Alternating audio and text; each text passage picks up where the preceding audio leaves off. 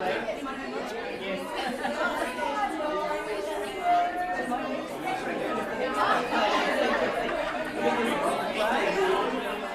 8 student Peter has turned up for class out of uniform and been refused entry to class by the teacher. The student is distressed and not comfortable explaining why they're not in uniform for the day. Let's start with Andrew on this one.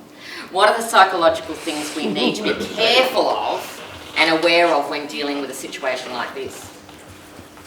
Well, every human behaviour has a story behind it, and I mean, I get to work with suicidal kids all the time, or kids that have attempted suicide, and there's always a story, a logic behind their despair, and I have to unravel what that is before I can decide what the most appropriate way to intervene is. Unless I understand the internal logic, and in this case, who knows what the reason is? I mean, you've got to start to listen before you can act. I mean, you've got to basically work out, what does this kid need? So it's not about basically how can we punish them. It's what do they need in order to, I mean, what's the point of your uniform anyway? The uniform is basically part of an identity that you belong here.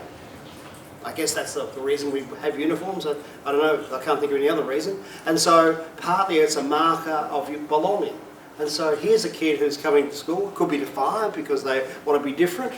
It could be defiant because they want to be cool and kind of groovy.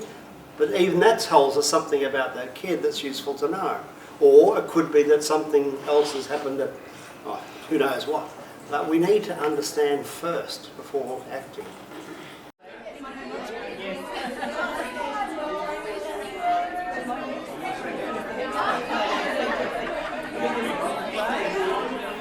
Stepping into that student's shoes, I can imagine that there is not only frustration, but humiliation. Yeah, yeah. Being called out by a teacher, especially in front of a group of your peers, is going to be embarrassing, and that will add to distress. Distress that might already be there because I am uncomfortable with explaining why, and whatever they may be. It might be a social issue, it might just be I didn't want to wear a uniform, it could be whatever. But it has a reason behind it, and that needs to be part of a bigger discussion, and not about the student, not over the student, but with the student. And I think the other thing that was mentioned before is what you're wearing should never be a barrier to your learning. Rules are there and policies are there, but the first thing is always accessing your education. Emily?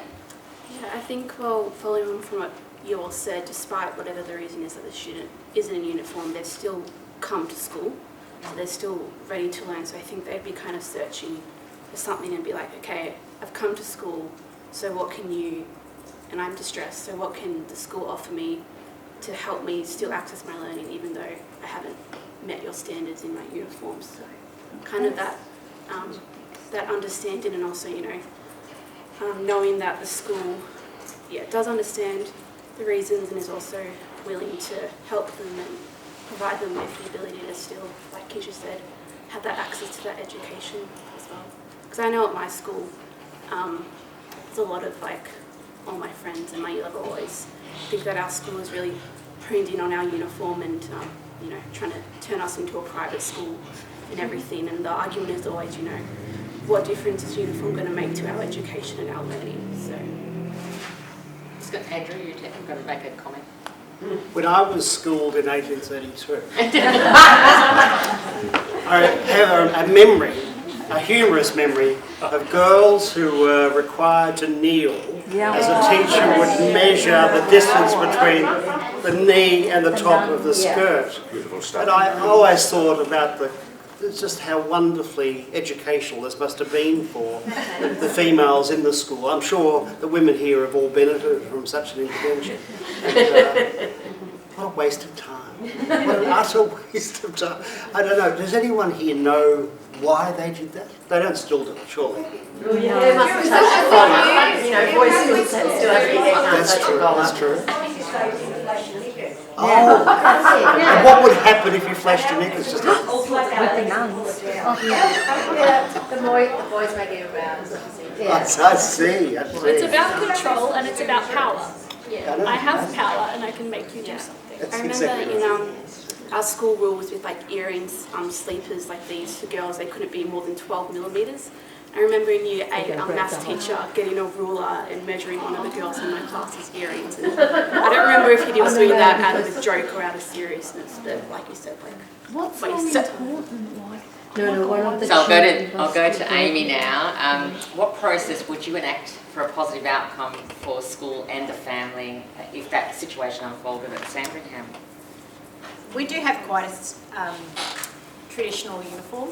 They're an expectation of my community and I support my community, and it is for us about pride in our school. I agree totally. Is the child not wearing the uniform interfering with anybody's learning? No. Walking into the classroom out of that uniform, are they having an impact on anybody's learning? They are not.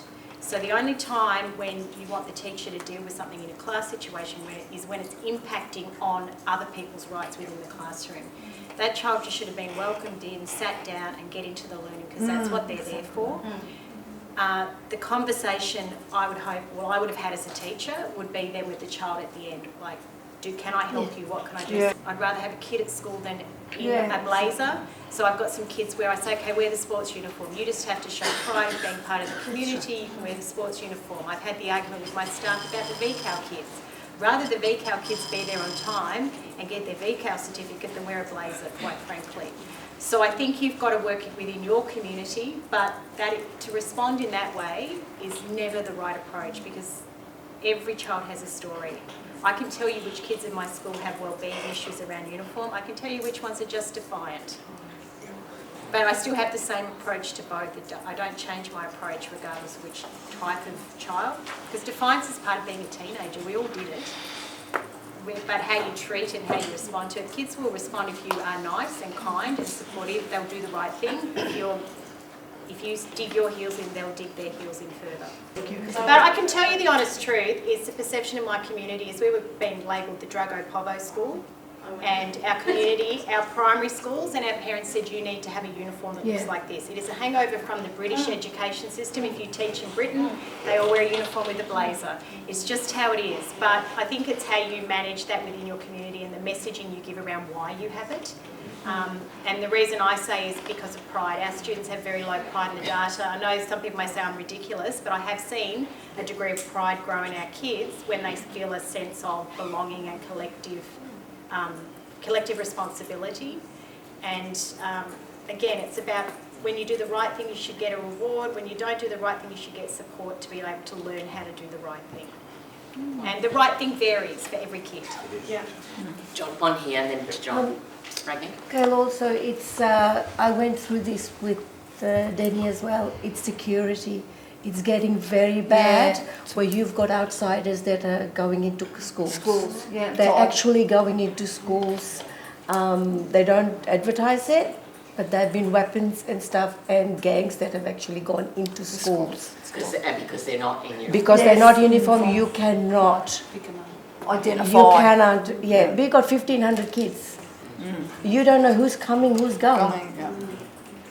So we take that on notice. Yeah. And I think just in response to Amy's comment too, certainly, you know, maybe that point about what community expectations are about, maybe the community hasn't been well informed about what's happening and the impact around access and affordability in education when we had Sue presenting earlier around what sort of some of the strongholds, some of the uniform suppliers and what's happening in that space that's impacting on our state school system where families that don't have the affordability to have their children to be in the right uniform to comply with the policy. So it's a huge debate. People that are interested, there's been a number of parliamentary inquiries on school uniforms. They're there, you can Google them. But certainly if this is a topic of top of mind, you can see it's having an impact on mental health and it's impacting on our families. Please, you know, happy for you to email us and start the conversation. Surely the Minister would be interested in that as well.